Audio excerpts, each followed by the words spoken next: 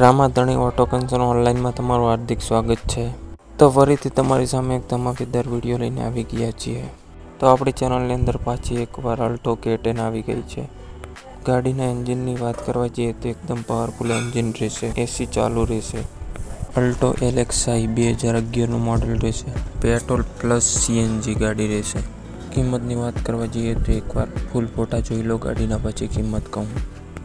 ગાડીની વધારે માહિતી જાણવા માટે સ્ક્રીન ઉપર નંબર છે,